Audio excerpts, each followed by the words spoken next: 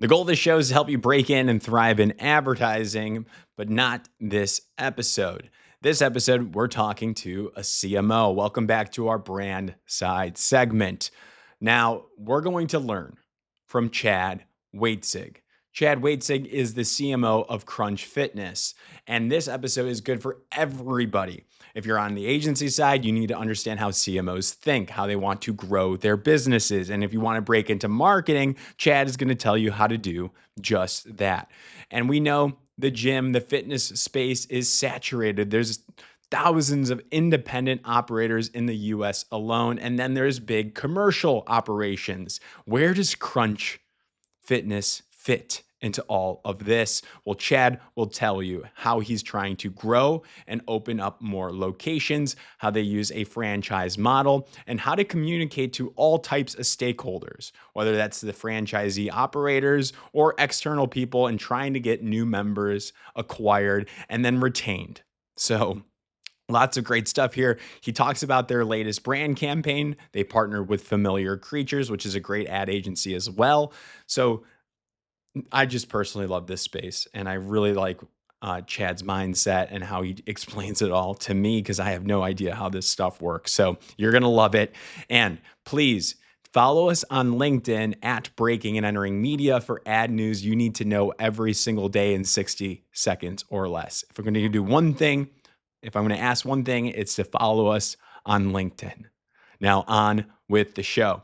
This is our Breaking and Entering Brand Side podcast, and as usual, I'm your accomplice, Gino Schellenberger.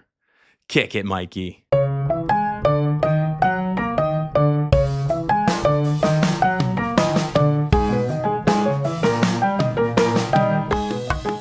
Chad Waetzig, welcome to the Breaking and Entering Brand Side podcast. How are you doing today, sir? Great, Gino. Thanks for having me. This is going to be fun. You are the CMO of Crunch Fitness. Is this correct? That is correct. I've been with Crunch for 9 years now. Incredible. So the goal of this show, I want to learn about you, learn about your role at Crunch. Okay. Where are you taking the brand, where it's at today? Yep.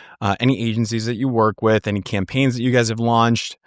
And then we get to your story, how you broke into marketing. I've done so many agency interviews. I was telling you this before. Yep. And I know how to break into the agency life. Yeah. But how do you break into marketing? And that's something that I need to uncover too. So great. Happy to have that conversation. And my path, I think, may be a little different, but maybe worth a conversation. For sure. So let's get into it. Great. First things first. What do you like to do outside of work? And if it's all work, that's fine too. It is not all work. Okay. It is not all work. So I've got 3 kids. I'm married. My kids are either in college or fully launched. So my wife and I, we like to bike, hike. We're big foodies. I try to read. Probably don't read enough. Yeah, same. And so that's kind of how we spend our weekends and how we spend our evenings. Children, are they going into marketing? No, I've got my oldest daughter. She is a therapist in Brooklyn. My middle daughter is about to graduate law school, and we'll go. Congrats! Yeah, thank you. Nicely done. Yeah, good job, Aaron. And my youngest is about to be a junior up at Northeastern in Boston. Very nice. Yeah, very nice. And none of them want to go into marketing. Okay, why is that? I don't bring know. It home? I don't know. But I we want them to follow their own path. Of course. You didn't force them to say you have to be a brand or performance marketer or anything like that. No, not at all. Okay. Although my youngest, when she was, I don't know, maybe she was 12, a part of a classroom assignment, they asked, what do you want to be when she grows up? And she said, I either want to be a social media manager or the CEO. So I thought, okay, that's a good range, right? Social media manager, CEO. Sure. Couldn't go wrong with either one. I mean, the influencers nowadays kind of are both of those. That's exactly right. So I think a lot of people today, like children today, are now aspiring to be influencers. So yeah, for sure. And my daughter, certainly my youngest, has people that she follows and on TikTok and Instagram, and it's certainly a continuing important part of the marketing mix. So yeah. we appreciate the influencers.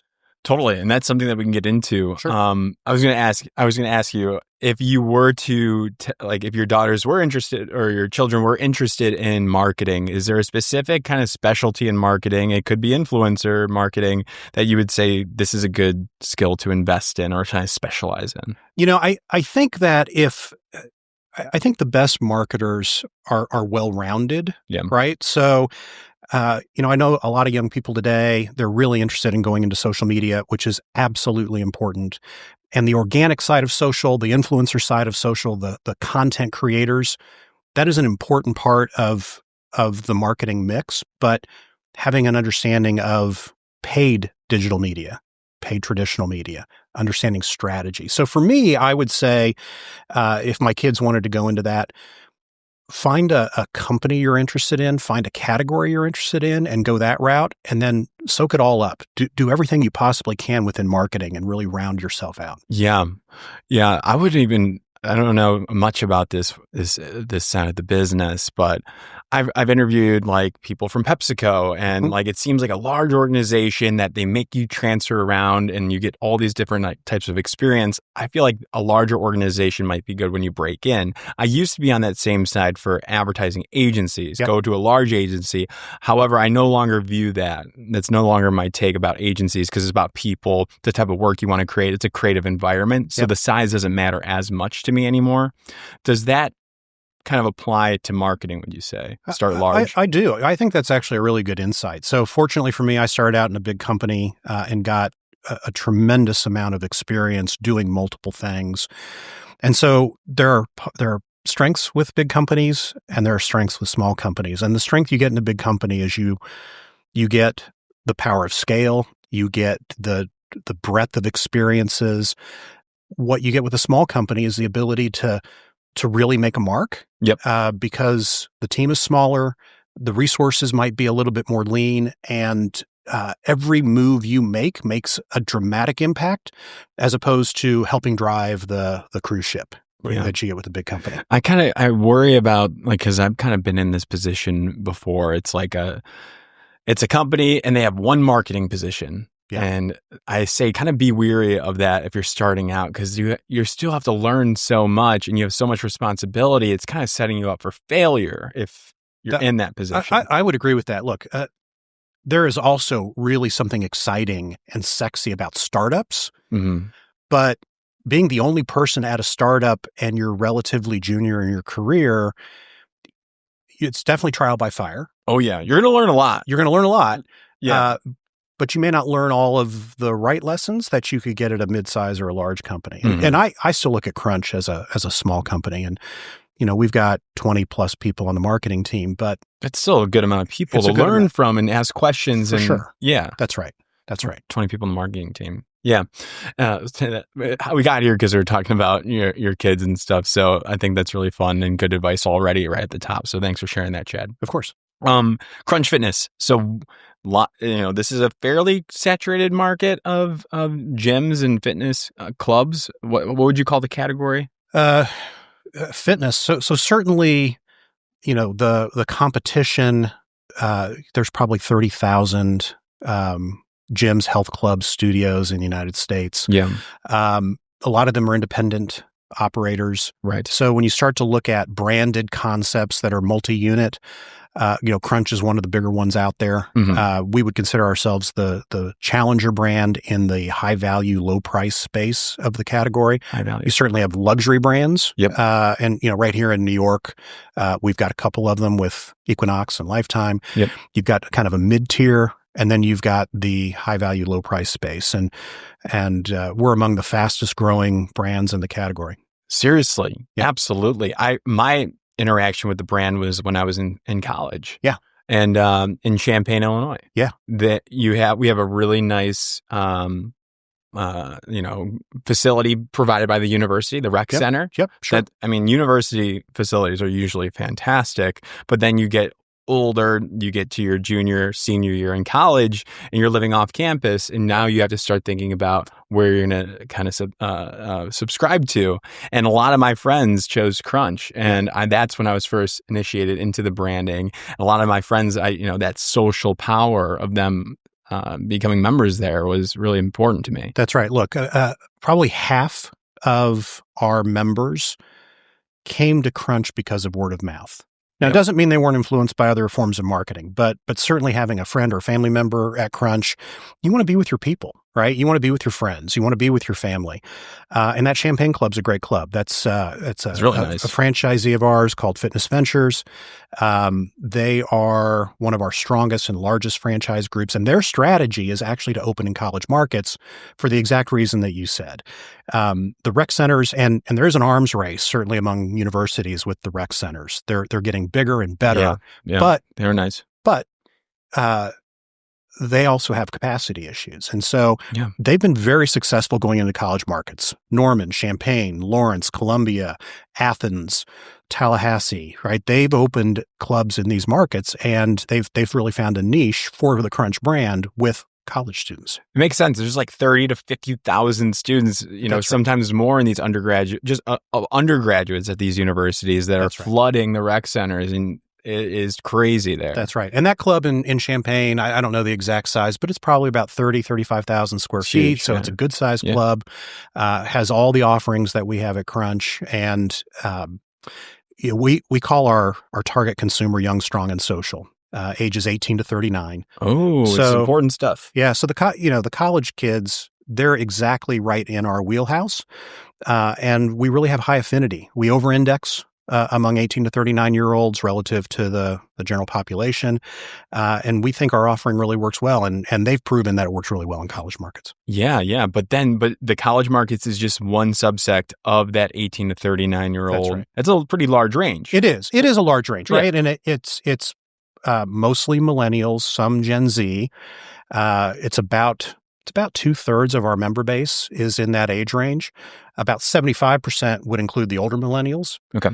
The great thing for Crunch, again, we think we've designed an experience that is really appealing to that younger audience.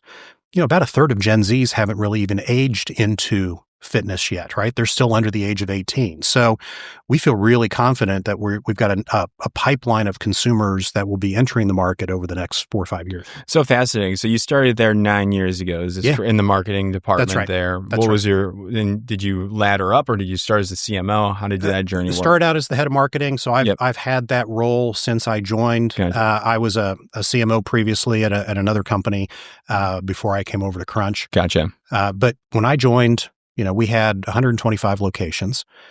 Today we've got it. I didn't look up the exact number, but well over 525. Okay. Wow. So that's some amazing growth there. Yeah. And I guess, what was your blueprint when you first started? Like, what were some of and how long does it take to make a blueprint?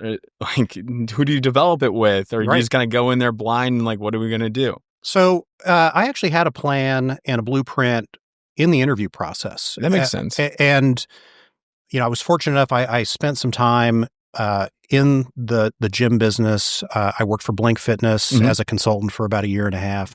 So I certainly was familiar with the Crunch brand. I certainly was familiar with the category. But for me, I knew that the path for us was opening new locations and opening new units. So the roadmap, everything that we did was about building brand consistency and building for scale. So, you can't operate a 300-unit business the same way you would operate a 125-unit business. You can't operate a 500-unit business the same way you operate a 300-unit business. And for us, 500 isn't the goal. It's 1,000, 1,500, 2,000, 3,000 locations. So we're still on that journey.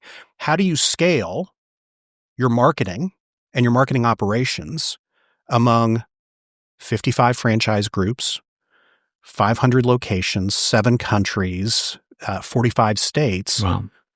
So for us to be successful in marketing, we have to work with our franchise partners and through our franchise partners. And the only way you can do that is by building campaigns and processes and systems that scale.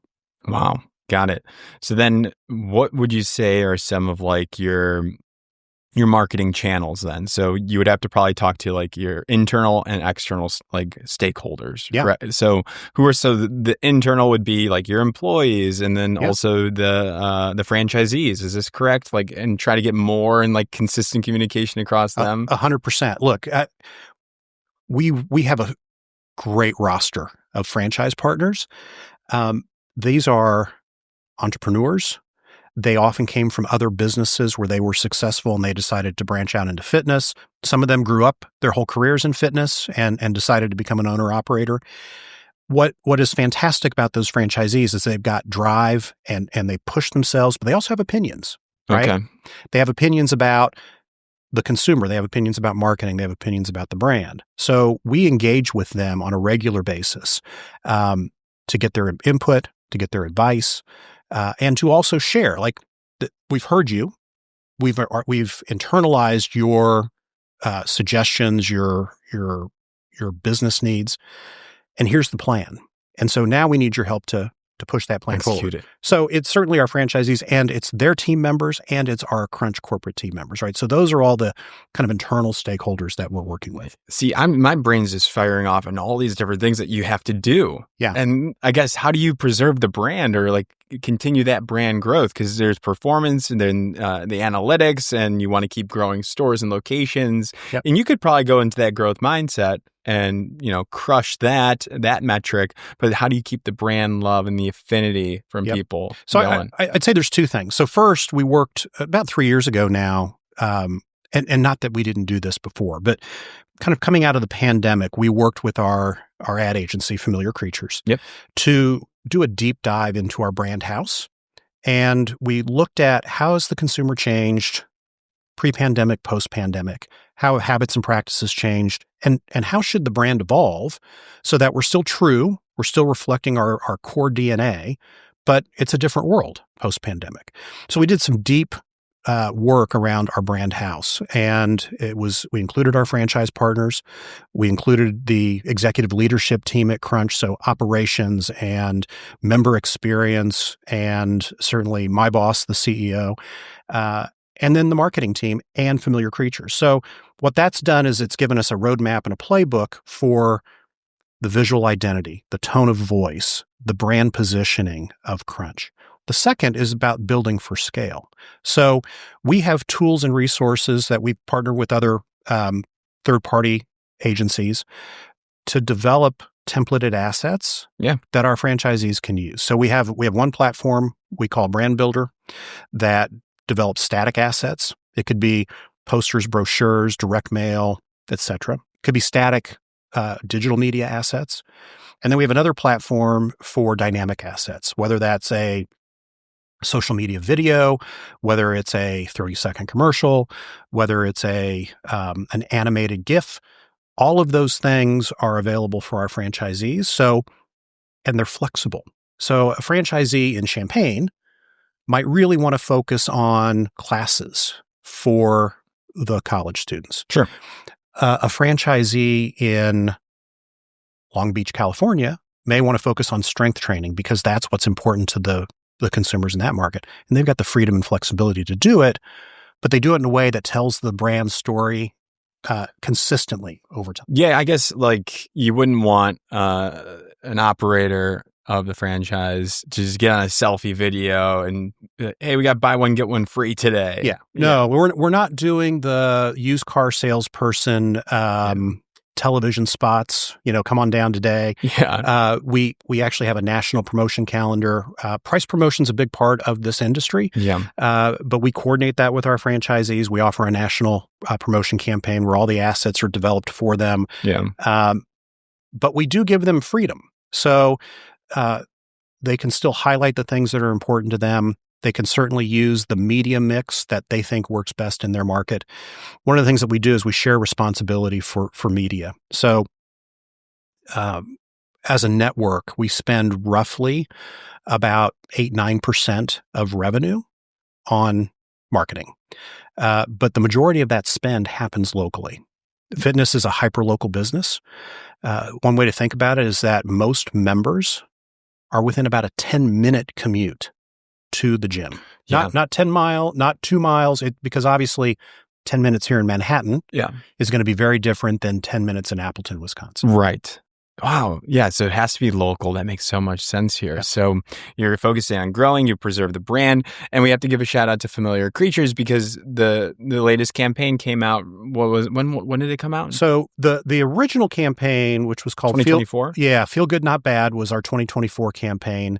And it really kind of recognized the barriers that people were facing in society, right? If you think about kind of the post pandemic world, 2 wars going on, our politics, you could argue, are broken. Yeah. Inflation at the time, because of the hyperinflation post-pandemic was happening. So there were economic pressures put on people. Post-pandemic loneliness, people trapped in their homes for a year or more. What we found is that our members and consumers were really feeling the weight of the world. What was great, though, is that 9 out of 10 Americans believe that working out can help you relieve anxiety and stress. And 80% of Americans, like this is a high intent category. Like people know that you should work out. People know that you should get exercise. So we don't have to educate people around the importance of exercise. Right. What's really hard is the motivation to actually do it. Mm-hmm. And so one of the core tenets of Crunch is that we want to make serious fitness fun. We believe that human beings like doing what they enjoy.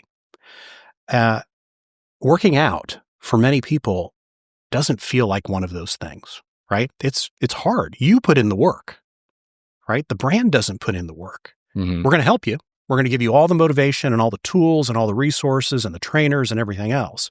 But at the end of the day, as our president, Shaquan Lewis, likes to say, our members are amazing because these are people who are there in the gym working their hardest to create the best versions of themselves. We're not doing that. Mm-hmm. They are. They're putting in the effort. So we know that they're feeling the weight of the world. Mm-hmm. And Crunch is a place where you can break through that and you can feel good. And that became kind of the crux of the campaign that Familiar Creatures developed. It was very successful for us, drove lots of purchase intent, really grew our brand awareness. And that was really in partnership with our media agency. I'll give a shout out to USIM, our media agency there. Nice job, guys. And thanks. Thanks, team at USIM. And the campaign was so strong, we thought, how do you take it to the next level? And so that's the campaign we're in now, which is called Feel Good Here. It's a build on the campaign that we've done. Similar insights. Consumers are feeling the weight of the world. And the thing about the campaign is we don't talk about war. We don't talk about politics. We don't talk about loneliness. And instead, we've created these hyperbolic metaphors that take the place of all the bad in the world. So it could be someone getting stuck in a revolving door, or it could be someone at maybe a sketchy restaurant. Yeah. And some goop falls from the air vent into their soup. Yeah. Right? Silly, maybe over the top, but I think our consumers get it. Like, this is a proxy for how I'm feeling. Like, bad is out there, good's at Crunch. And the campaign's been fantastic for us. I like that a lot. One thing, I'll give you a quick little insight on my end. Yeah. It's really hard starting a business and moving to New York, and like life is very stressful right now. Yeah. But if I don't get a workout in, like I feel like if I get a workout in the morning and I get it done, I can take on the rest of the day. That's like, right. I'm good for whatever happens. Like, that's right. I'm invincible. I mean, like, I'll work all night. I don't care as long as I get that done in the morning. First things first. I mean, you get it, right? So beyond just the physical benefits of working out in the morning, you got the emotional benefits, right? Mm-hmm. You started the day with a win, right? You accomplished something. If the rest of the day just goes to hell, you've still accomplished something that day. Absolutely. Clears your mind. No one ever leaves the gym saying, God, I wish I hadn't done that. Right? Do you ever leave the gym saying, boy, I wish I hadn't come here? No. But the days you choose to skip the gym, I bet some of those days you're like, why did I skip? Oh my gosh. And you regret that. If I don't wake up early, I am laying in bed very early, and I think about what would 11 a.m. Gino think? What would 11 a.m. That's Gino a great way say? to put it. And he would be really pissed. And right. I've done it before, and I just think back to when I was mad about that. Right. Trust me, I've done it. There have been days where I would text my trainer and I'm like, I'm sorry, I'm not making it in today. And literally a half an hour after I send that text, like, damn, what did I do? Mhm. It would not have been that hard for me to get up out of bed and go in. For sure. So yeah. So we know this stuff and then I guess, the plan is to get people to say, okay, well, I know I need to work out. I'm ready to do it. Like, let's get into Crunch and That's right. sign them up there. That's right. So do you feel like this campaign is achieving that, or is there other ways that you guys are doing that? Is that where price promotion comes in? Where are we at in the funnel there? I don't know. Yeah, look, I think if you were to design a, kind of a decision graph with an X and Y axis, I think just generally in the category, price and location are going to be two of the dimensions that people are going to land on. If it's not close, that's right. It's going to be tough. Right. Because again, hyper-local, I'm not going to travel. Most people are not going to travel 30 minutes to their gym because they're going to pass 20 different concepts on the way there. Unless there's for the basketball lovers. For sure. They like the basketball court. That's or they right. like to swim and there's that. That's right. I feel like those are or there's a tennis track or That's something. right. So something for specialties, totally, right? People will go out of their way for. But kind of the meat and potatoes side of the gym, strength training, cardio, classes, personal training, maybe recovery services, right? Those things, it's location, right? Yeah. It's got to be close. Totally. And then they've got a price point. Am I willing to spend $30 a month? Do I want to spend $80 a month? Do I want to spend $200 a month? And certainly consumers are going to sort themselves. Once they've got into that piece, that's where we think brand takes a role.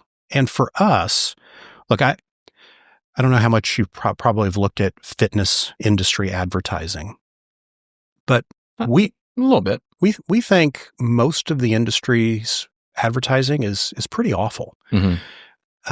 I think oftentimes it sets up unrealistic expectations around what a gym is like.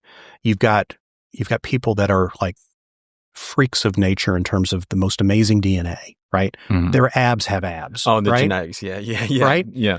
And so oftentimes ads will show that in the industry because I think those folks believe that that's aspirational. But what we found is that turns many people off. It actually prevents them from even getting started because they believe I'll never achieve that. I'll never achieve it. And everybody in that gym probably looks like that. Interesting. Right? So why would I even go in there? I don't look like that. I'm overweight. They don't feel welcome then. Exactly. They don't feel welcome. So for us, it's about two things. We have a culture based on inclusivity and positivity.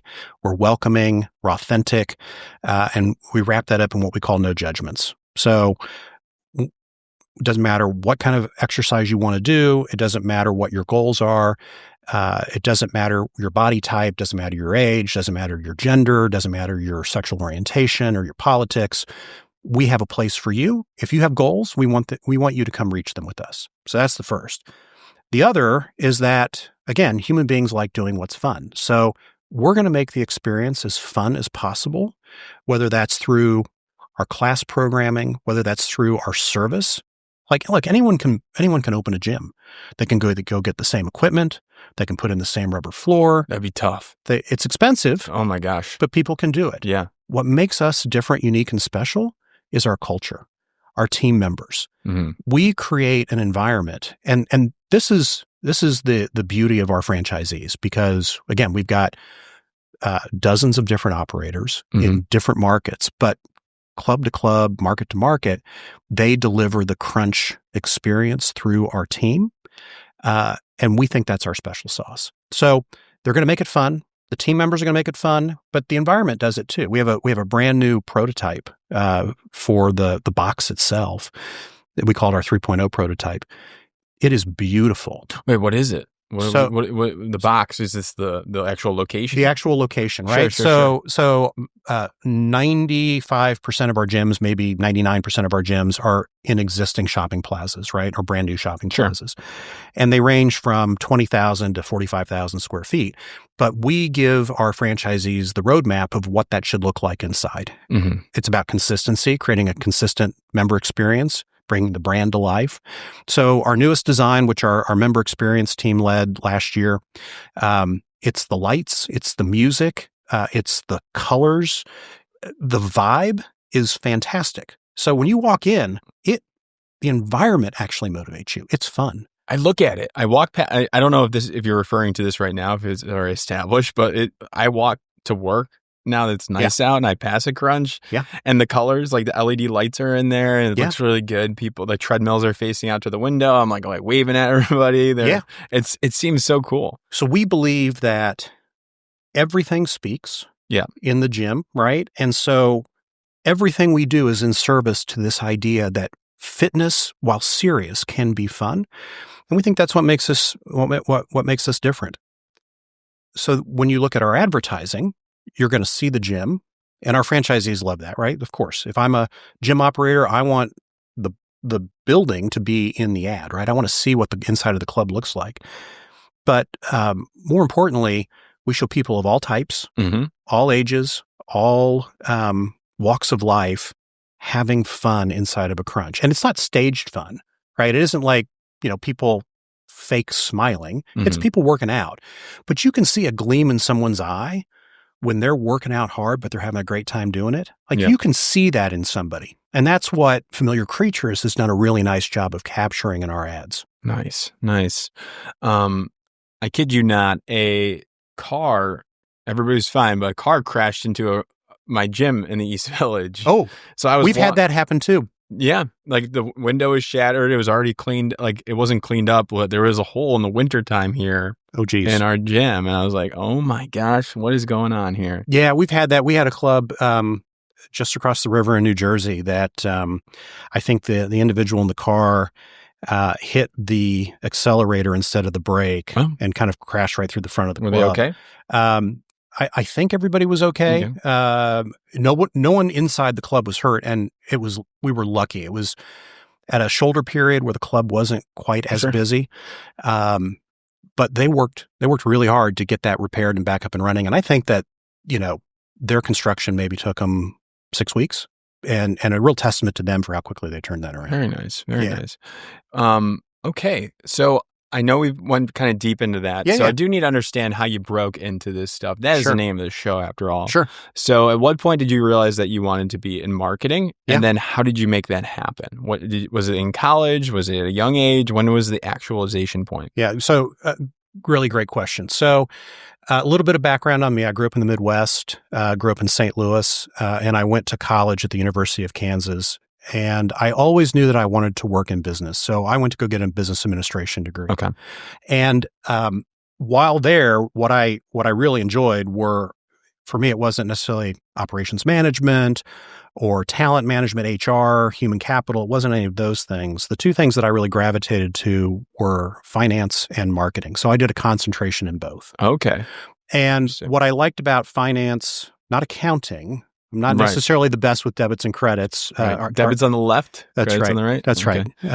My CFO would say that I'm not maybe not the best at that. But what I liked about finance was understanding how a P&L works, understanding how a business makes money, and how financial analysis can help companies grow, help them make the right decisions. What I loved about marketing was, I think people, when they go into marketing, they think it's all about advertising. Nope. And it's not, right? That's maybe a third of the job. And if you do it right, you're working with really great agency partners to do that side of the business. So it's about strategy. It's about understanding consumer insights. It's about psychology. It's about analysis, which again, finance plays an important role in that. So for me, that's what I studied. And what's a perfect combo? I don't think I've ever even thought about that. Well, and that was actually my path in, not a traditional path. So I graduated, I'm going to date myself here. I'm an old man. I graduated college in 1991. We were going through a recession at the time. And so, did you guys win a championship? The most important. At the University of Kansas in '91, we went to the Final Four, and I actually went to the game in Indianapolis. We beat North Carolina in the semifinals, and we lost to Duke in the finals. And that was Grant Hill's freshman year. It was Christian. That was the team that beat UNLV in the semifinals. So I got to see that. You're probably too young. No, is it Christian Laettner? No, Christian Laettner was later. Okay. This would have been Grant Hill. Was Laettner a freshman? I can't remember. He might have been a freshman that year. but they beat the Larry Johnson, Stacey Augmon-led UNLV team. So I got to see one of maybe the best college basketball games of all time in the semifinals, and then we lost to Duke in the finals. What's the stadium called there? At the time, it was the Hoosier Dome, which doesn't exist anymore. It's where the Indianapolis Colts used to play.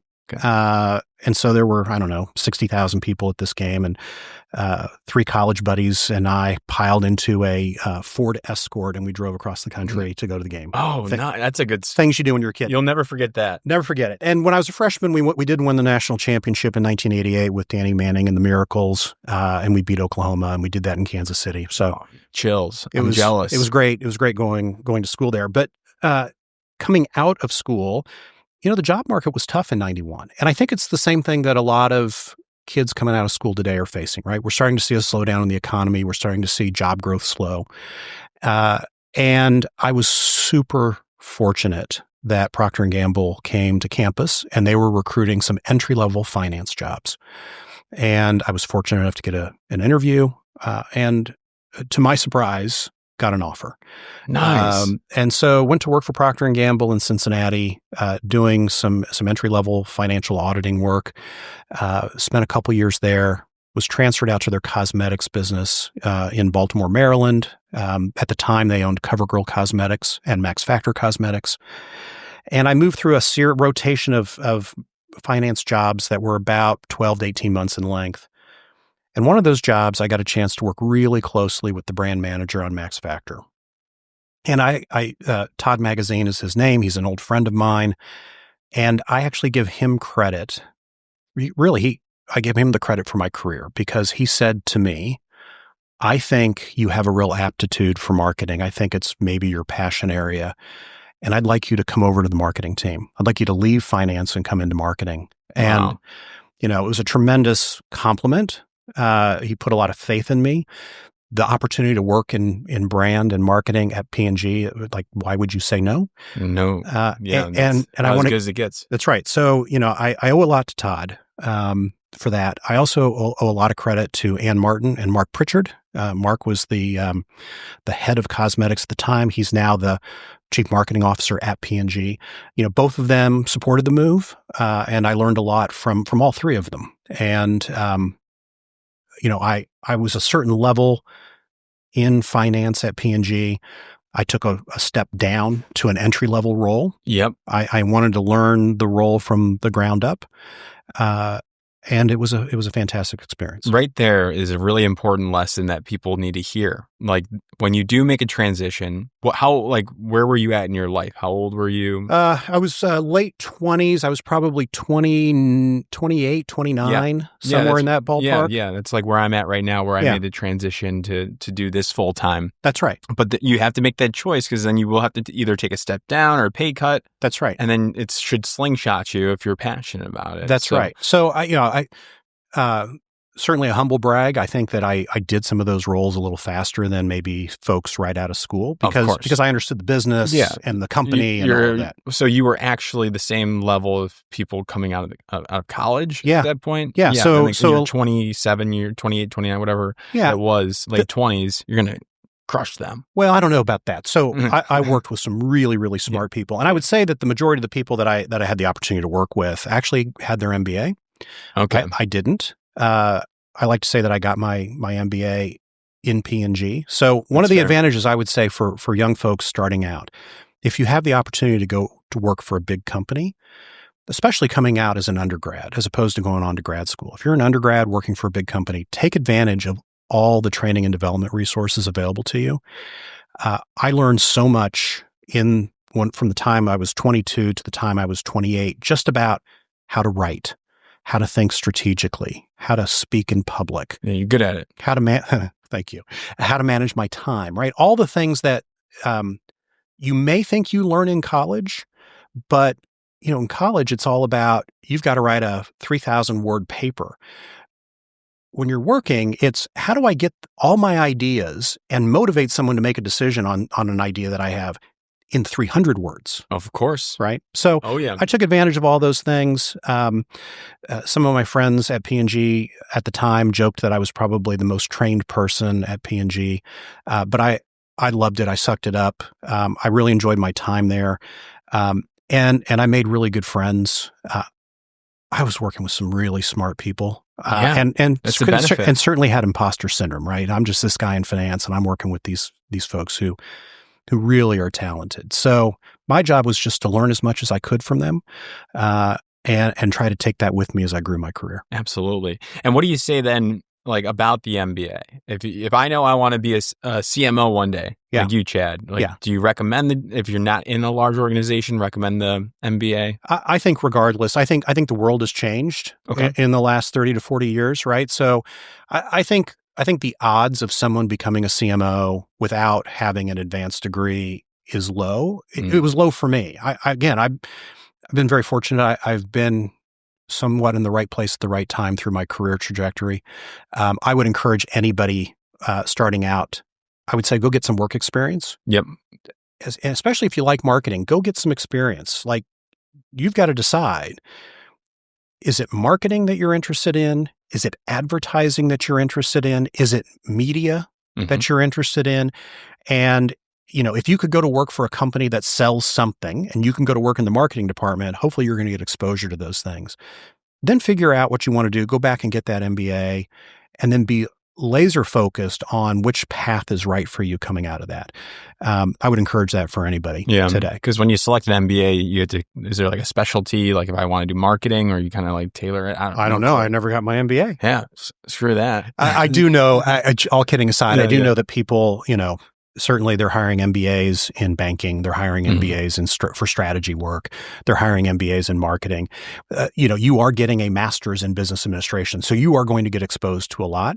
But what I've seen from colleagues that I've worked with, friends that I have, I think the ones that really get the most out of that degree, just from a professional development standpoint, not it helps land me a job, but just professional development. I think you got to have that work experience first, so you have some perspective when you go in. Yeah, to get that, and you mature a little bit. Yeah, and you know where it's going to take you. Right. Absolutely. Now, that being said, look, not everyone can afford it. Not everyone wants to saddle themselves with debt. It can be done, right? You can be successful in your career without having an MBA, and I think proof. I'm certainly proof of that for sure. But if you had a choice and you were deciding, yes, I want to do this, should I? I would say, yeah, if you want to do it, you should absolutely do it. Yeah. Chad, well, I could talk to you for hours. This has been so phenomenal. I mean, I love the fitness industry as well. So maybe we'll talk a little bit offline here, but it has been great. How can people reach out to you if they have questions, they want to talk with you? Yeah. Certainly you can find me on LinkedIn. Reach out to me that way. That's probably the best. Perfect. That's what everybody says. Yeah, that's right. Yeah. The one thing I would say to anyone reaching out to me on LinkedIn is I am pretty busy, so it may take me a while to get back. How about internships? So it's summer right now. Yeah. Right? It's probably already started, or if you guys have them or planning on having a job shadows or anything out there. We do. So we've run an internship program in the marketing team at Crunch now for probably going on 5-6 years. And actually our interns are undergrads. So nice. Not like the MBA grad. Not ones. The MBA grads. We do have some MBA candidate interns that are working in our operations group, but the interns that we've brought in historically into my team have been undergrads. We've got 2 right now. And we think it's a great, we try to work hard for them to get them a great experience. If you have the opportunity to do an internship, I would absolutely take advantage of that. Our goal is to expose them to all the different pieces of marketing, advertising and creative, media planning and strategy, promotion planning. Yep. Right. Oh, I would love to intern with you, Chad. Come on over. We'll have you anytime. Man. Anytime. That sounds great. Well, I hope people reach out, but this has been great. Thank you again, Chad. Otto, appreciate it. Thanks for having me.